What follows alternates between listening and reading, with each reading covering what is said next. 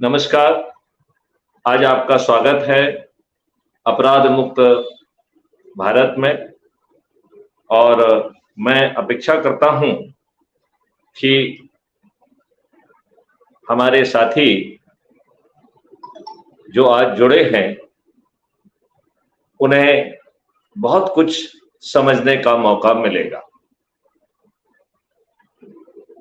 हमें यह बात समझना होगी कि अपराध मुक्त भारत मिशन को, जो कि भारत सरकार का भी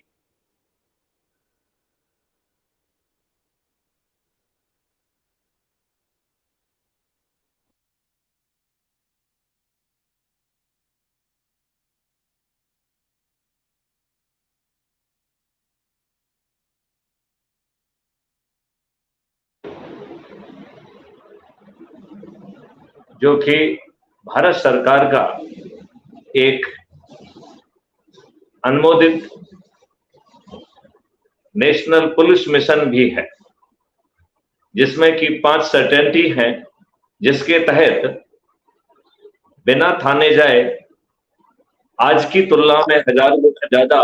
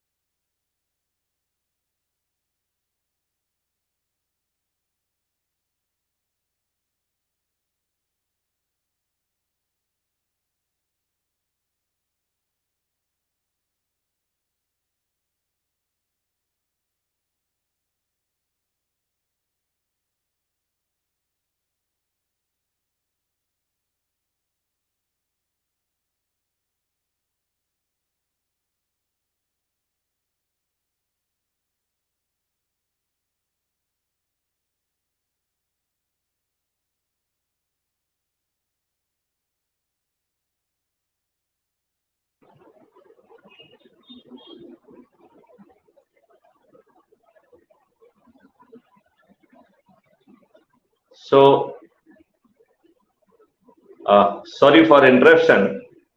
We were talking about the problem which we were facing with the Crime Free Bharat app, and that is being resolved. So once again, let's come back to Crime Free Bharat mission. I am awaiting our friend Sanjay Sehwal. Till that, I would like to brief you about Crime Free Bharat mission. Is a mission which is going to transform this nation. Earlier it was dedicated, पहले ये केवल अपराध से संबंधित था, जिसमें 5 certainty थी, जिसमें बिना थाने जाए एफआईआर दर्ज करने का प्रावधान था। 15 दिन में crime free Bharat K techno engine से ऐसे एविडेंस इकट्ठे किए जा सकेंगे जो हमारे पुलिस के स्कैनर या रडार पर नहीं है। उन्हें डेट एंड टाइम और हैश वैल्यू से लॉक किया जा सकेगा और इसके साथ ही एडमिसिबिलिटी सर्टिफिकेट और चेन ऑफ कस्टडी सर्टिफिकेट वो भी क्रिएट होके ऑटो अटैच होगा। अधिकतम 14 दिन से 15 दिन में अकाट साक्ष्यों के साथ चालान प्रस्तुत हो सकेगा। तीसरी सर्टेनिटी के तहत बिना कोर्ट जाए distributed video based trial system के माध्यम से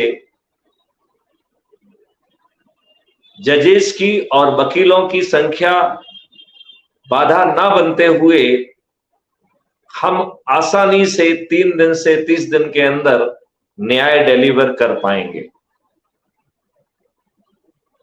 चौथी सर्टेनिटी के तहत डिजिटल चित्रगुप्त हर भारतीय को राइट टू प्राइवेसी प्रोवाइड करते हुए हर अपराधी के बारे में 360 डिग्री में हर जानकारी उसके पास पहुंचेगी और हम बड़ी आसानी से जब अपराधी अपराध करने के लिए घर से निकलेगा तो हम उसे इस बात का अनुमान लगा सकेंगे, उसके साथ में कौन है इस बात का अनुमान लगा सकेंगे, किस रास्ते से वो जाने वाला है इसका अनुमान लगा सकेंगे और उसके अपराध का टारगेट कौन है इसका भी अनुमान लगा सकेंगे। क्राइम फ्री भारत का टेक्नो इंजन अपनी सहूलियत के हिसाब से अपराधी को स्मार्ट इंटरवेंशन के माध्यम से अपराध करने के पूर्व गिरफ्तार कर सकेगा। इसका मतलब है कि आगे चल के भारत में अपराध करना एक ऑप्शन नहीं बचेगा। जब crime free Bharat K techno engine को हर अपराधी के बारे में पूरी जानकारी उपलब्ध है, तब इस बात का कोई कारण नहीं बनता है कि हम अपराधी का पेट खाली रहे और उसे अपराध करने के लिए विवश होना पड़े, ऐसा हम नहीं होने देंगे। तो 5th सर्टेनिटी के तहत क्राइम फ्री भारत का सिस्टम अपराधी के पास पहुंचेगा और उसे सर्टेनिटी के साथ रिहैबिलिटेट करेगा। इस पूरी प्रक्रिया में इतनी धन की वर्षा होगी, फरियादी को धन, जो ऐप लेके एफआईआर दर्ज करने जाएगा उसको धन, जो गवाही देगा उसको धन, जो लैंग्वेज इंटरप्रिटेशन का काम करेगा उसको धन, जो वकील होगा उसको धन, जो पुलिस कंट्रीब्यूट करेगी उसको धन, जो जजेस कंट्रीब्यूट करेंगे उनको धन, और धन की वर्षा करते हुए जितना हम धन बांटेंगे उसको 2 से मल्टीप्लाई करके अपराधी से वसूल किया जाएगा। ऐसा कानून में प्रावधान कर दिया जाएगा। क्राइम फ्री भारत के छोटे छोटे और इंजन हैं जिनके माध्यम से हम बड़ी आसानी से धन की वर्षा कर सकेंगे। और अभी जो भारत सरकार विभिन्न तरीके से धन रेवेन्यू इकट्ठा कर पा रही है, उसका 10 गुना पैसा अकेला क्राइम फ्री भारत से इकट्ठा किया जा सकेगा।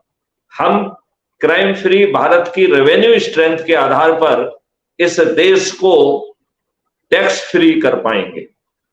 हालांकि क्राइम फ्री भारत मिशन ने एक दूसरा जो है इंजन भी बनाया है रेवेन्यू इकट्ठा करने के लिए, वो है पेपर करेंसी मुक्त भारत। तो पेपर करेंसी मुक्त भारत में डिजिटल करेंसी होगी, जिसमें हर ट्रांजैक्शन पर 2% फीस लगेगी। इसका मतलब है कि यदि एक दिन में 50 ट्रांजैक्शन होते हैं तो जितनी रेवेन्यू सर्कुलेशन में है उसके इक्विवेलेंट जो है पैसा भारत सरकार के पास इकट्ठा हो जाएगा। यह आसानी से आज जो पैसा इकट्ठा हो रहा है इसका 10 गुना होगा।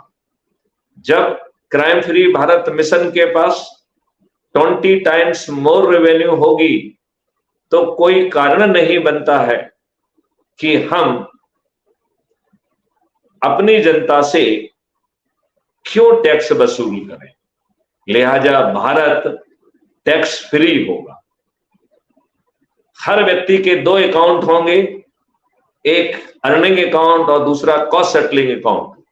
जब किसी भी कारण से आपका अर्निंग अकाउंट में 0 बैलेंस हो जाता है तो भी आपकी चेक बाउंस नहीं होगी, क्योंकि आपके कॉस्ट सेटलिंग अकाउंट में जितना अमाउंट आपको चाहिए उतना डेबिट करते हुए उतना अमाउंट जो है अर्निंग अकाउंट में अवेलेबल हो जाएगा, जिससे आपकी चेक क्लियर हो जाएगी।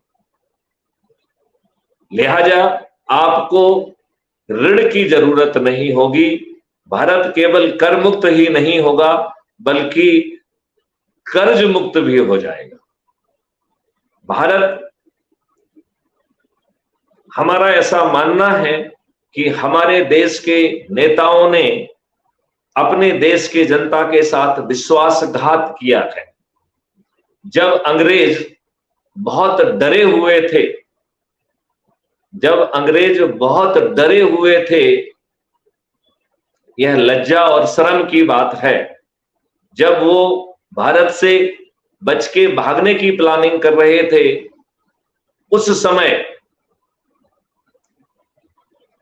जब उनके commander in chief Claude Auchinleck चंद अंग्रेजों को बचाकर भागने के लिए एग्जिट प्लान बना रहे थे और एग्जिट प्लान बनाकर लॉर्ड बॉवेल से उसे अनुमोदित कराया, उस समय हमारे नेताओं ने देश के साथ विश्वासघात करते हुए देश का बंटवारा किया, अंग्रेज को ही गवर्नर जनरल ऑफ इंडिया बनाया और गुलामों के जो नियम कानून 1857 की क्रांति के बाद भारतीयों को उत्पीड़ित करने के लिए, अपमानित करने के लिए, कुंठित करने के लिए, हीन भावना पैदा करने के लिए और प्रक्रिया में फंसाकर उन्हें तोड़ने के लिए, उनको क्रश करने के लिए बनाए गए थे, दुष्टतापूर्वक वह सब कानून देशवासियों के ऊपर थोप दिए गए। इस देश में चपरासी बनने के लिए आपको साक्षरता और साक्षर होना चाहिए। आपको पुलिस से एक पॉजिटिव रिपोर्ट मिलना चाहिए, जबकि इस देश में राजनेता बनने के लिए अनपढ़ गवार, दल बदलू और बाहु बदलू और अपराधी ही इन्हें ज्यादा पसंद आते हैं। बीच में कई PIL माननीय उच्चतम न्यायालय में लगाई गई, जिसका मजनून यही था कि जब इस देश में चपरासी बनने के लिए साक्षरित और साक्षर होने की जरूरत है, तो राजनेताओं को लिए भी कुछ ना कुछ तो बंधनकारी होना चाहिए। कम से कम अपराधियों को तो राजनेता बनने की छूट नहीं होना चाहिए। सभी PIL में माननीय उच्चतम न्यायालय ने जो याचक करता है, जिसने PIL फाइल की है, उससे सहमति जाहिर की और कहा कि इस संबंध में पार्लियामेंट को नियम कानून बनाना होंगे, उन्हें पीपुल्स रिप्रेजेंटेटिव एक्ट 1951 में आवश्यक संशोधन करना होगा। लिहाजा मैं भी पार्लियामेंट से निवेदन करता हूं, अनुमोदन करता हूं, प्रार्थना करता हूं कि इस एक्ट में परिवर्तन करके अपराधियों को टिकट ना दिया जाए, ऐसे प्रावधान किए जाएं। लेकिन हमारे देश के दुष्ट राजनेताओं को तो कुछ और ही मंजूर है। 2019 की पार्लियामेंट में इन मेंबर ऑफ पार्लियामेंट के द्वारा जो स्वयं का एफिडेविट दिया गया है, उसके अनुसार 42% मेंबर ऑफ पार्लियामेंट आपराधिक रिकॉर्ड के हैं। यहां यह भ्रम नहीं पालना चाहिए कि उनके विरुद्ध थाने में केवल FIR दर्ज है। उस FIR की विवेचना करके पर्याप्त साक्ष्य पाकर चालान न्यायालय में प्रस्तुत किया जा चुका है और संबंधित न्यायालयों ने पर्याप्त साक्ष्य पाकर चार्ज फ्रेम कर लिए। बहुत सारे केसेस में तो उन्हें सजा भी मिल चुकी है। यह लोग अपील की ऑक्सीजन के आधार पर आज भी हमारे जनप्रतिनिधि बने हुए हैं। जब राहुल गांधी को आनन फानन में डिस्क्वालीफाई किया जा सकता था, तो ऐसा कोई भी व्यक्ति जिसे सजा मिले, इसके पहले वो अपील कर पाए, उसे डिस्क्वालीफाई करने का निर्णय लिया जाना चाहिए। लेकिन हमारे राजनेताओं को तो ऐसा करना नहीं है। तो 42% 2019 के पार्लियामेंट में, अभी जब उत्तर प्रदेश का चुनाव हुआ तो उसमें 403 सदस्यों में से 205 आपराधिक रिकॉर्ड के व्यक्ति हैं, विच मेक्स इट 51%। और अभी तो अति हो गई है, जो अभी कर्नाटका का चुनाव हुआ है उसमें 55% MLAs आपराधिक रिकॉर्ड के व्यक्ति हैं और 97% करोड़पति हैं।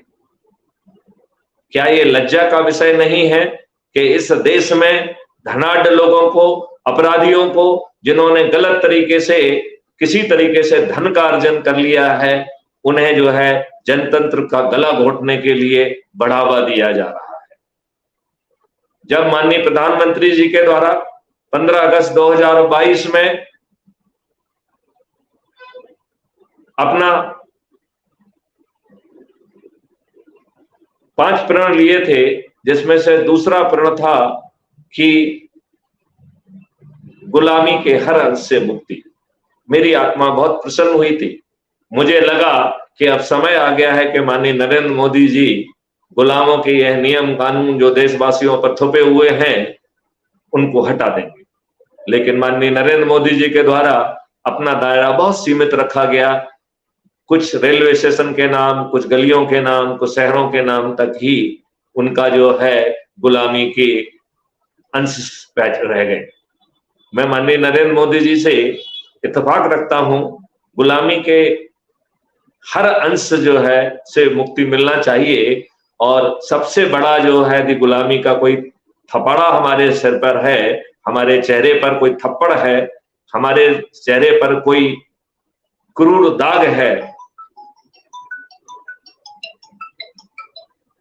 आप ज्वाइन करो भाई। हाँ हाँ, मैं तो ऑलरेडी हूं, मैं तो लाइव चल रहा हूं। ओके,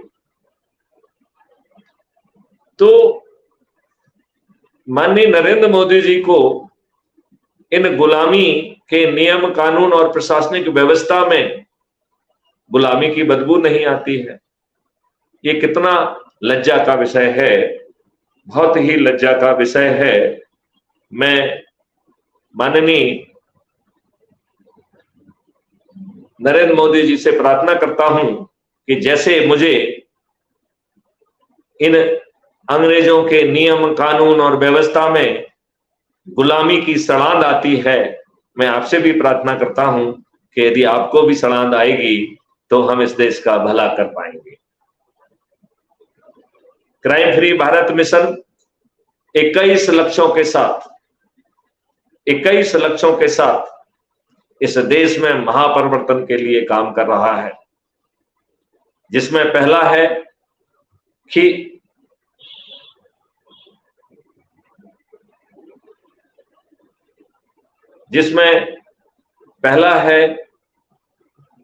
कि गुलामों के जो नियम कानून है उसमें आमूल चूल परिवर्तन। दूसरा है जो प्रशासनिक व्यवस्था है उसमें उसे पारदर्शी और अकाउंटेबल बनाते हुए, उसे संवेदनशील बनाते हुए, यदि वो समय पर निर्णय नहीं लेती है या गलत निर्णय लेती है तो दोनों ही परिस्थितियों में उसे क्षतिपूर्ति देना होगी, कंपनसेशन देना होगा, और वो भी अपनी जेब से।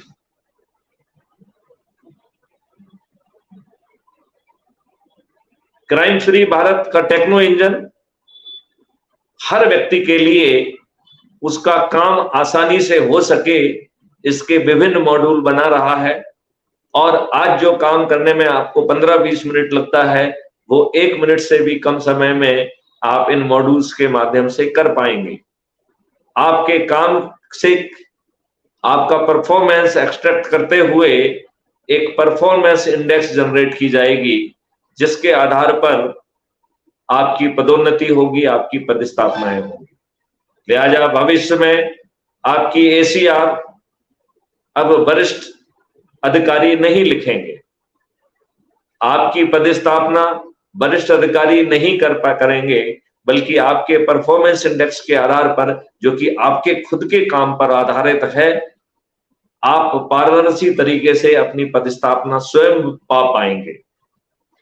तो जब आपका ACR की गुलामी खत्म हो गई, जब आपको पदस्थापना के लिए भी ना सरकार को तरफ ना राजनेताओं की तरफ देखना पड़ रहा है, जब हस्तांतरण उद्योग पे ताला लग चुका होगा और कंडक्ट रूल में थोड़ा सा परिवर्तन कर दिया जाएगा कि यदि आपके द्वारा प्रस्तुत की गई फाइल में किसी अल्टीरियर कारण से गलत निर्णय लिया जाता है तो आपकी कंडक्ट रूल की बाध्यता होगी कि कनिष्ठ व्यक्ति को उसे रिव्यू के लिए पुटअप करना होगा।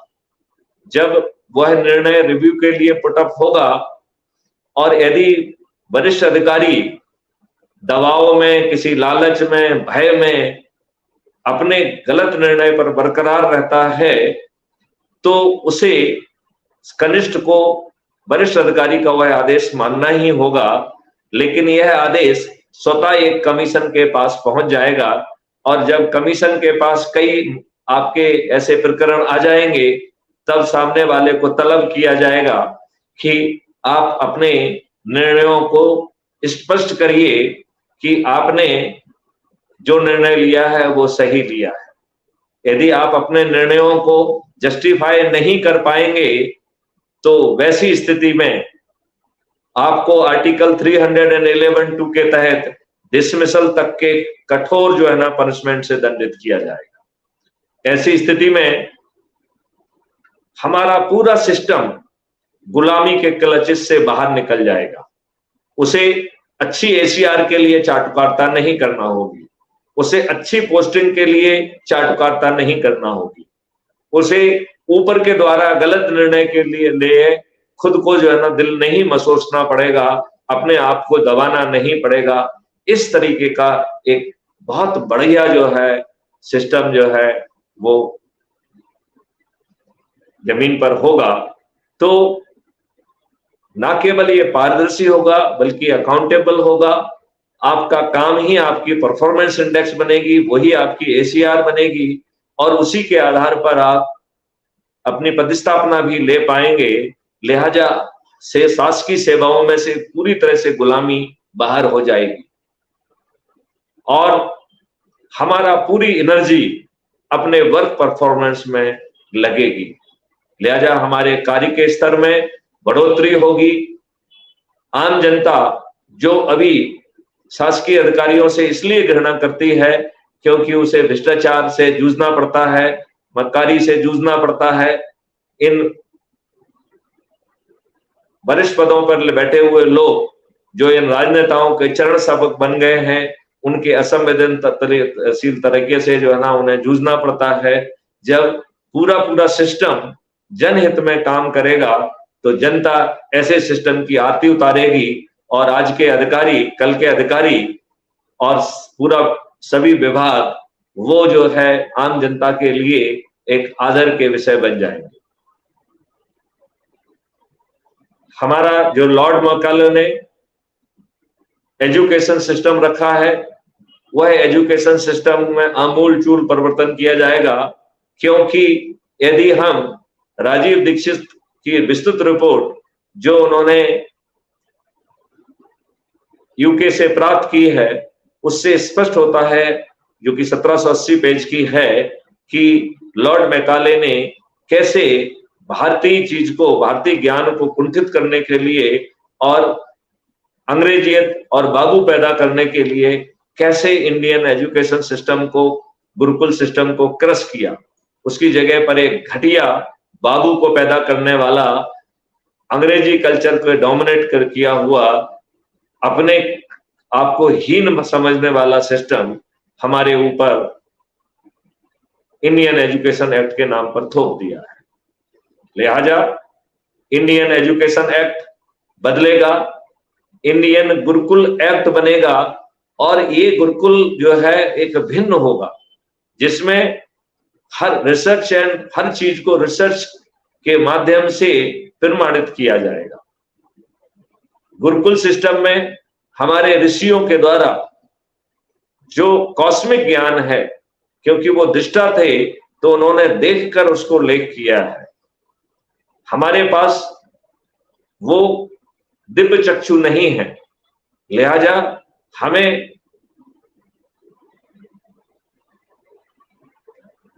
साइंस एंड टेक्नोलॉजी और रिसर्च के माध्यम से आज के ज्ञान से, जो आम आदमी का ज्ञान है, उसके माध्यम से उसकी भाषा में इस वैदिक ज्ञान को प्रमाणित करते हुए भारत जो है विश्व की सबसे बड़ी रिसर्च एंड डेवलपमेंट हब बनकर विश्व गुरु बनेगा।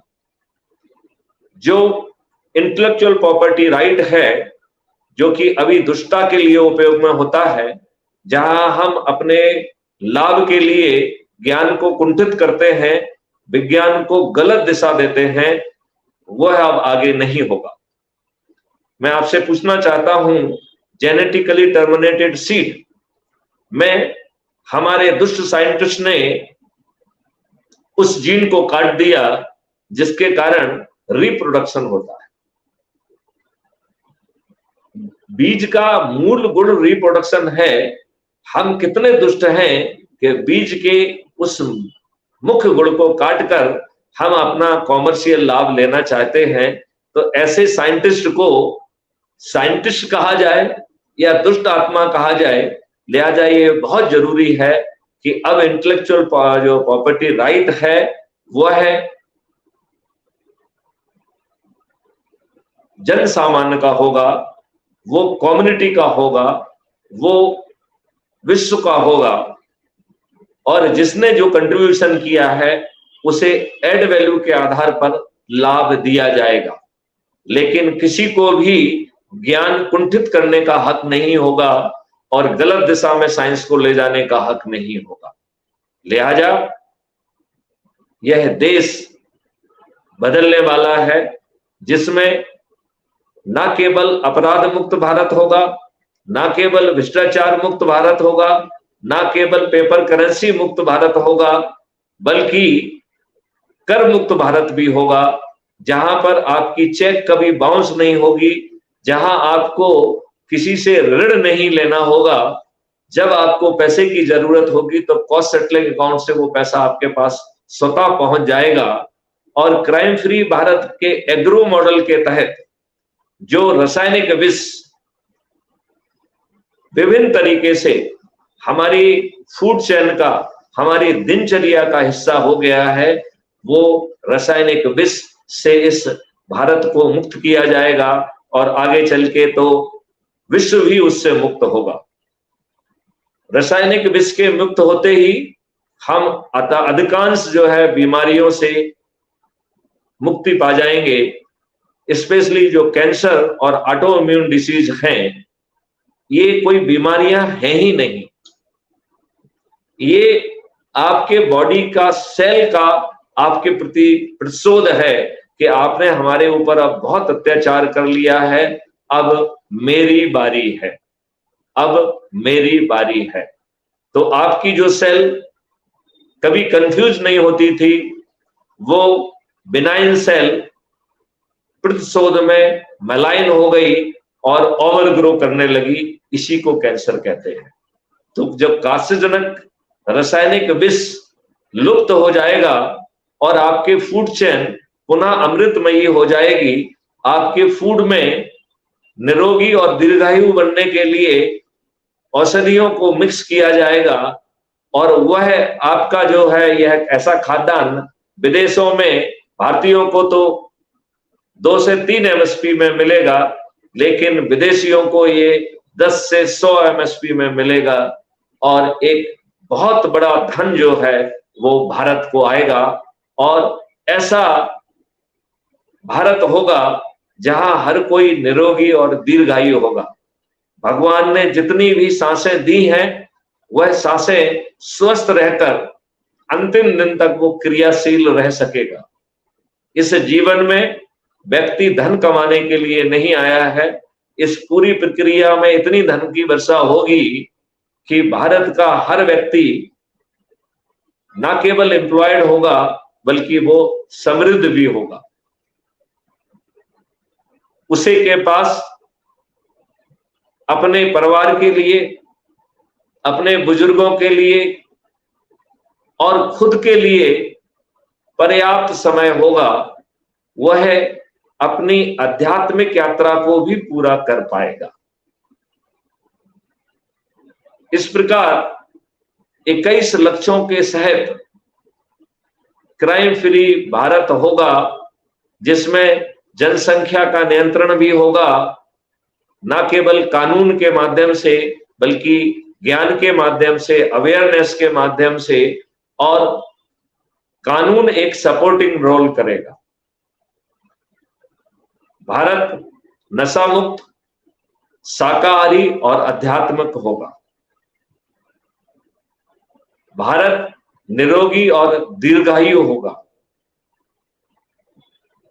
जो भी नियम कानून संविधान की व्यवस्था के विपरीत बनाए गए हैं, वो सभी कानून रिपील होंगे।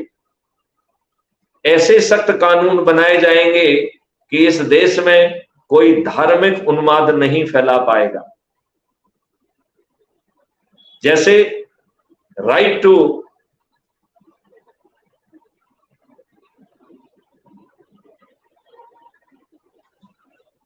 रिलीजन, आर्टिकल 25, इसके लिए एक सख्त कानून बनाया जाएगा जिसमें 4 सेक्शन होंगे।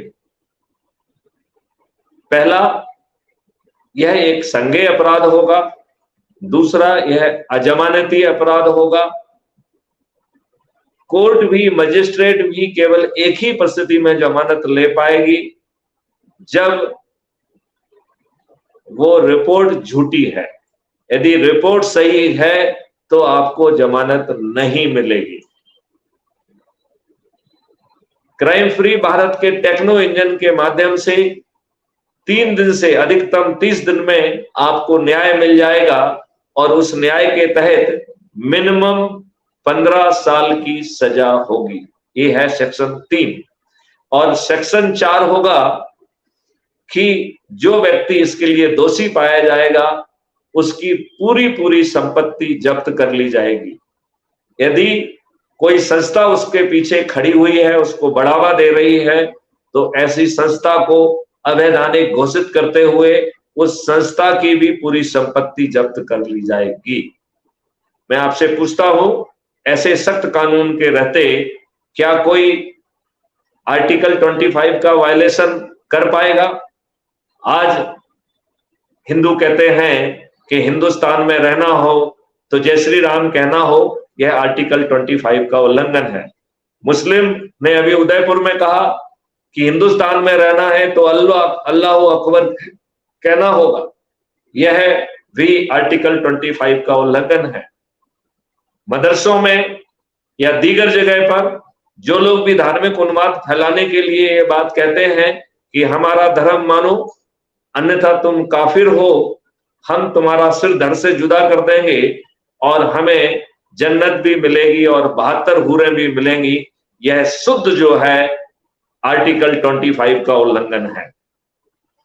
सभी मंदिरों में, सभी मस्जिदों में, सभी धार्मिक स्थलों में माइक्रोफोन्स और रिकॉर्डिंग डिवाइसेस होंगे जो सर्वर पर डायरेक्टली ट्रांसफर होंगे, लिहाजा कोई भी व्यक्ति धार्मिक उन्माद नहीं फैला पाएगा।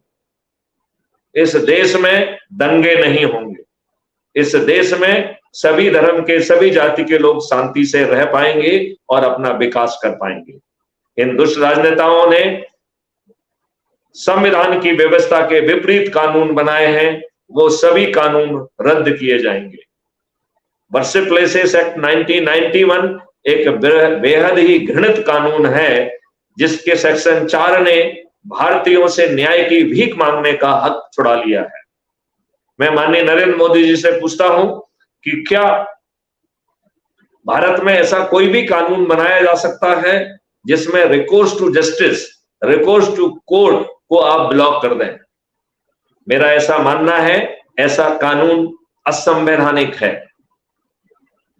उस दृष्टि से वर्शिप प्लेसेस एक्ट 1991 असंवैधानिक है।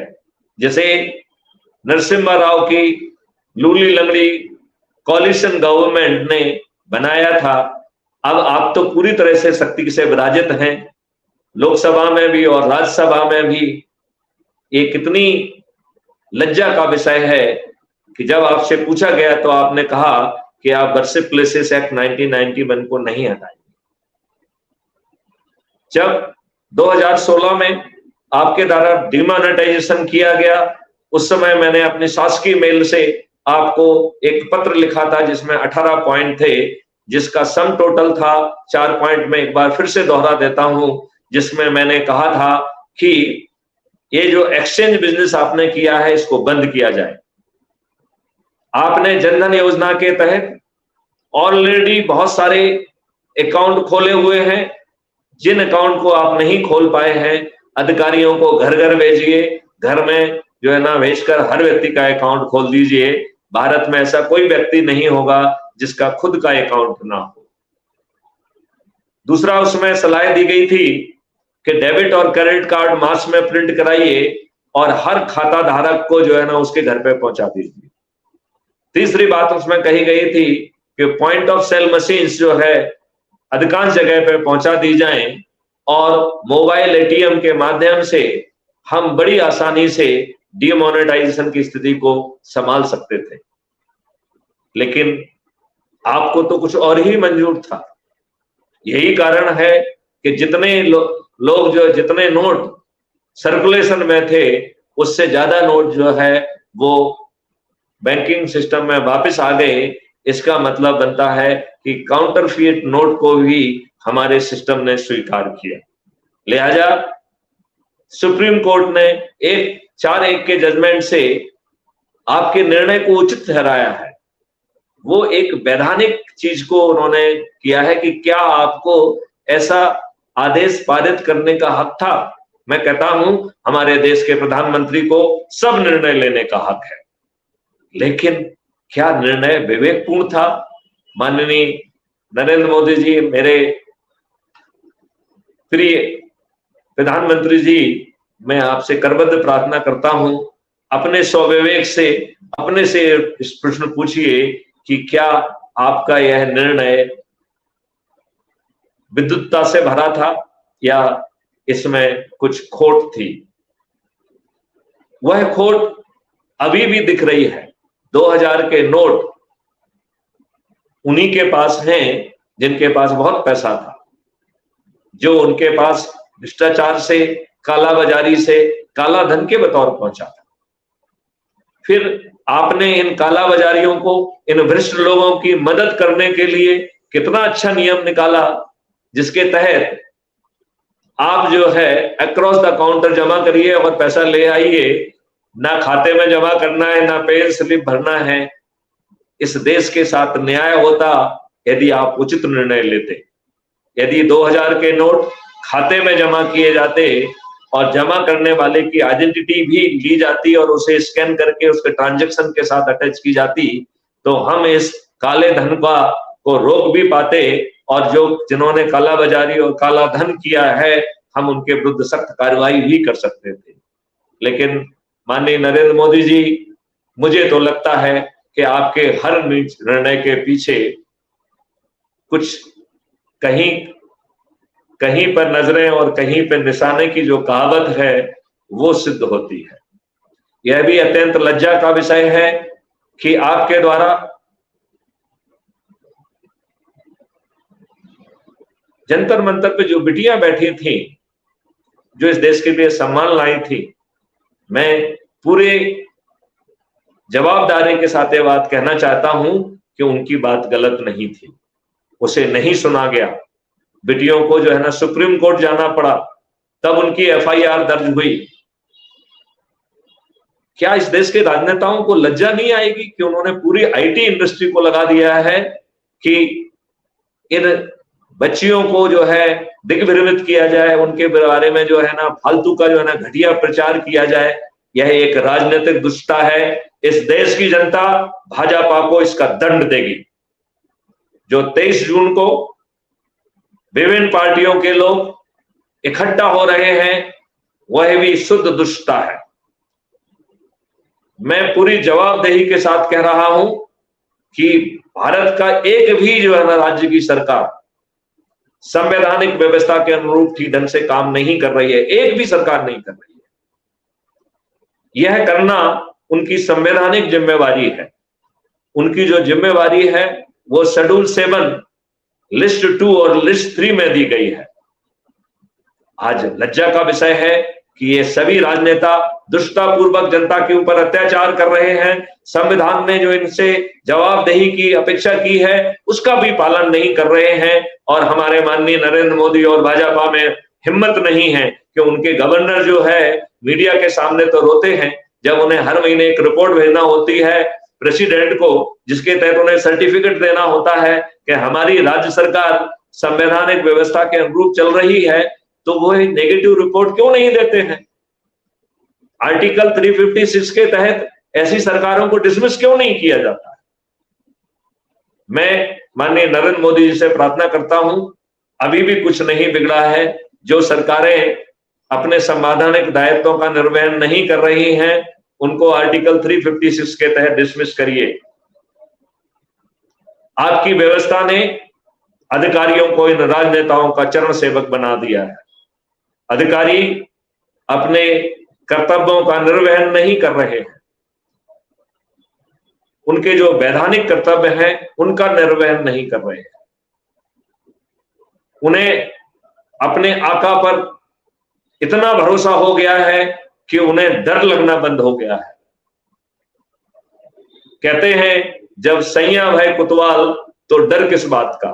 इस तर्ज पर वरिष्ठ अधिकारी इन राजनेताओं के चरण सेवक बन के जनता के साथ गद्दारी कर रहे हैं। जनता के को जो उन्हें वैधानिक कर्तव्य निभाते हुए जो कार्रवाई करना चाहिए वो नहीं कर रहे हैं। पुलिस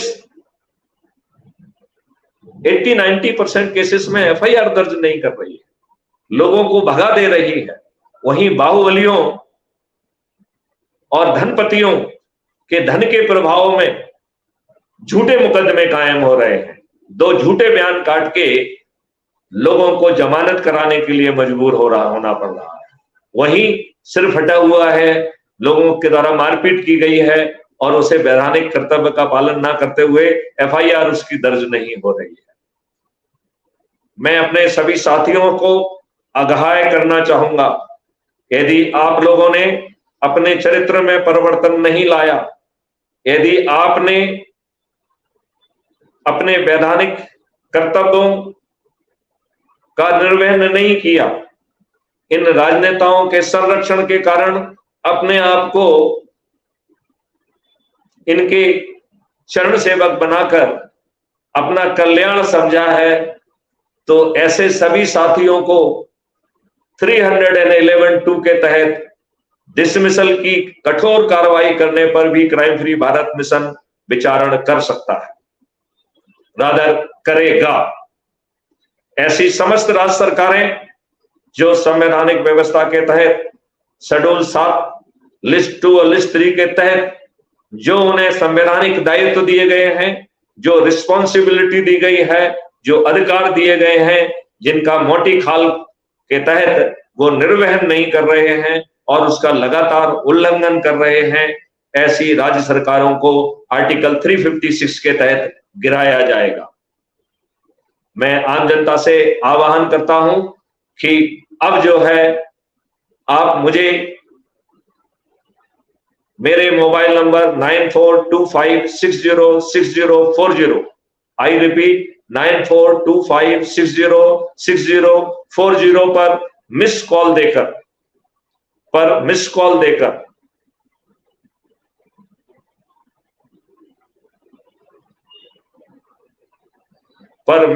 देकर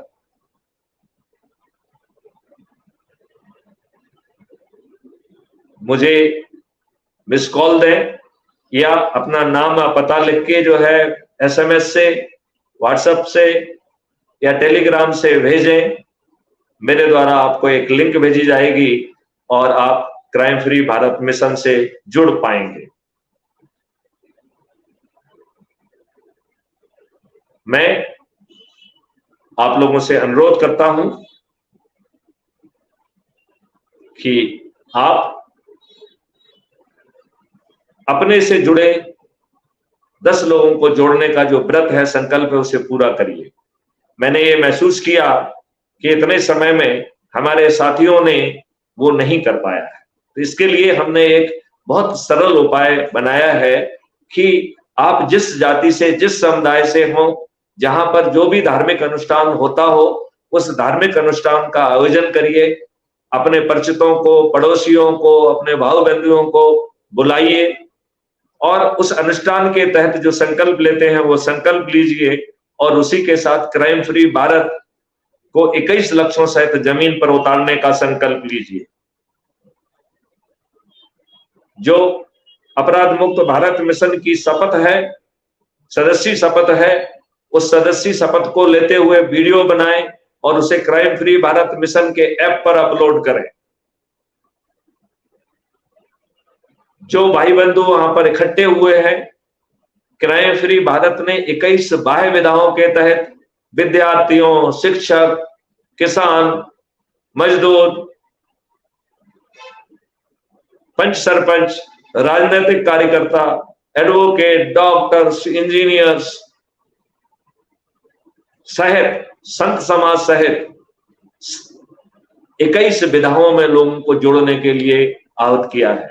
तो मैं आपसे अनुरोध करता हूं, जो भाई बंधु वहां इकट्ठे हों, वो जो 21 विधाओं से जुड़े हुए हों और जो इसमें जिम्मेवारी निभाना चाहते हैं, वो मुझे मिस कॉल देकर सीधे भी मेरे पास ये जानकारी भेज सकते हैं और जहां आयोजन हो रहा है वहां पर भी ये जानकारी दे सकते हैं।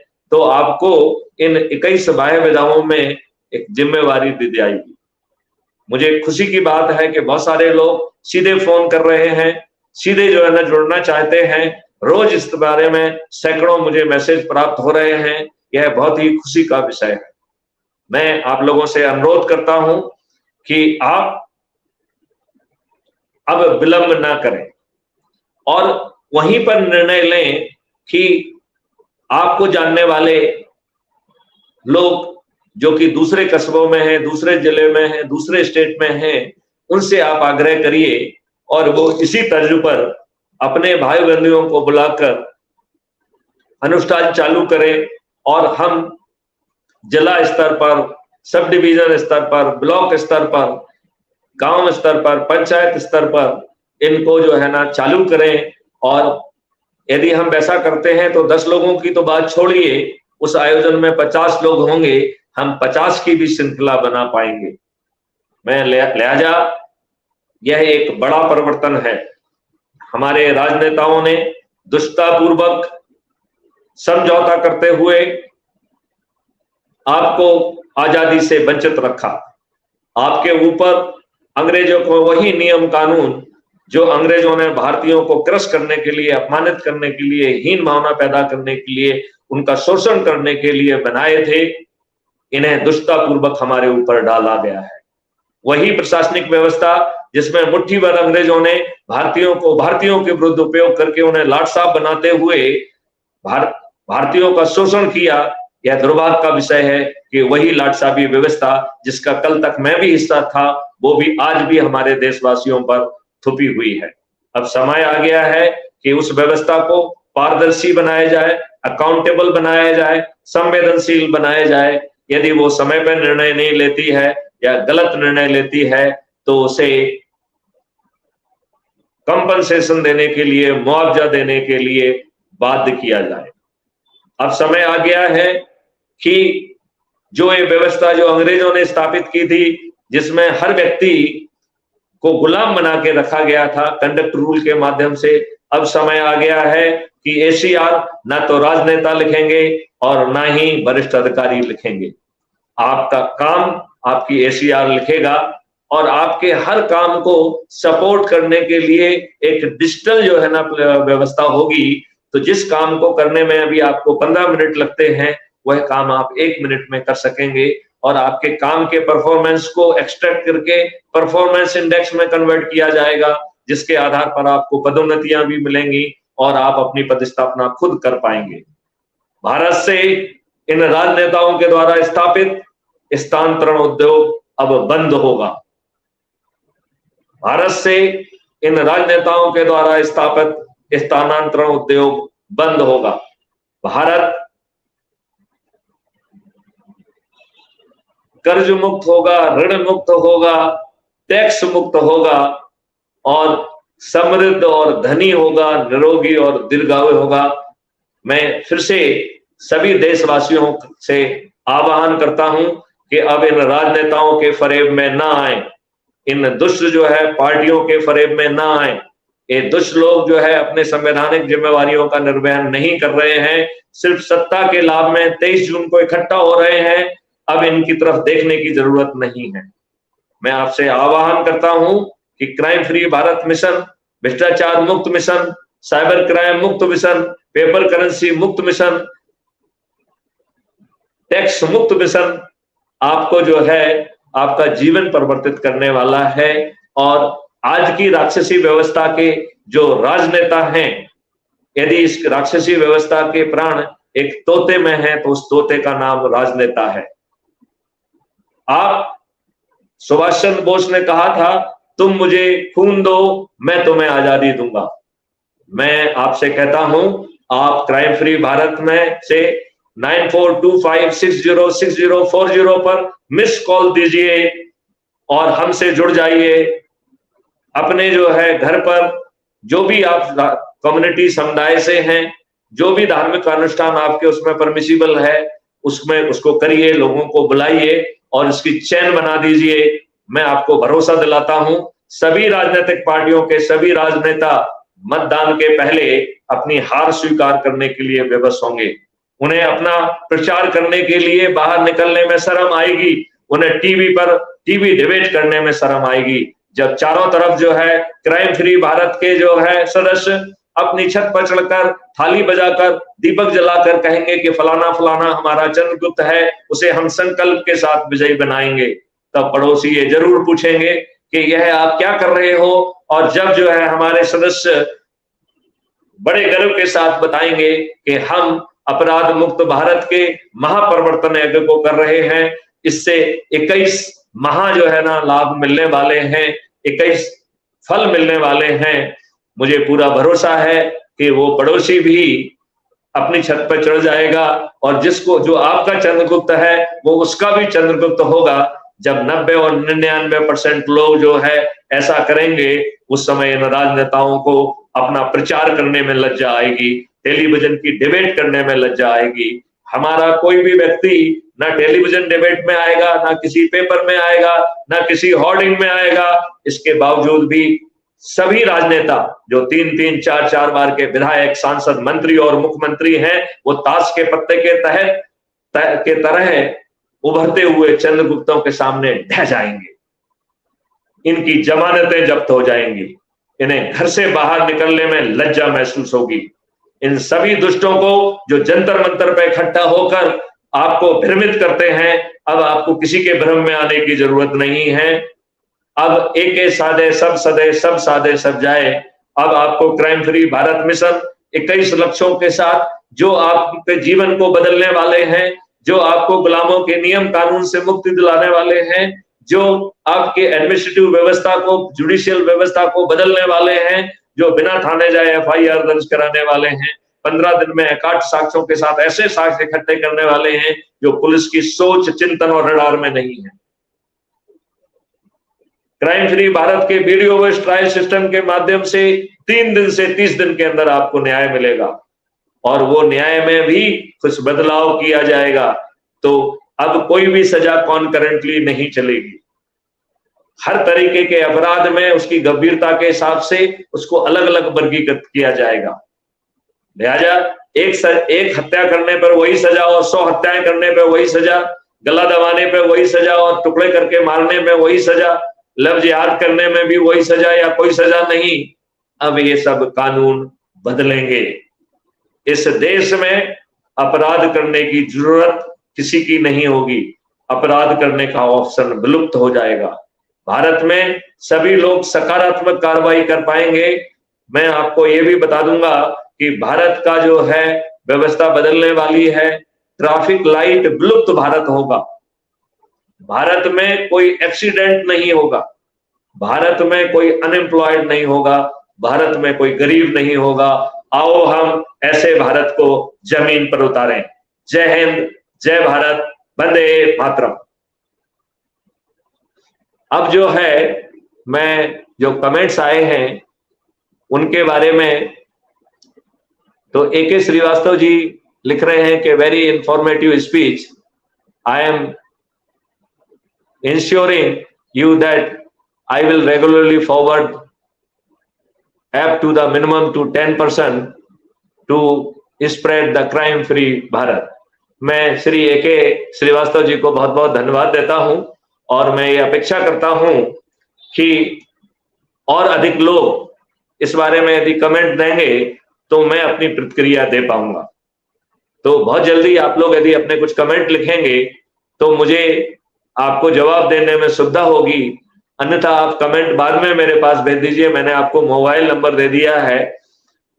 जो भी व्यक्ति हमसे लाइव डिस्कशन करना चाहता है वह मुझे 9425606040 पर अपनी इच्छा जताते हुए और टॉपिक बताते हुए यदि रिक्वेस्ट भेजेगा तो मैं अनुरोध करता हूं कि 7 दिन के अंदर एक सेशन आपके साथ डिजाइन किया जाएगा और हमारे सभी साथी उसे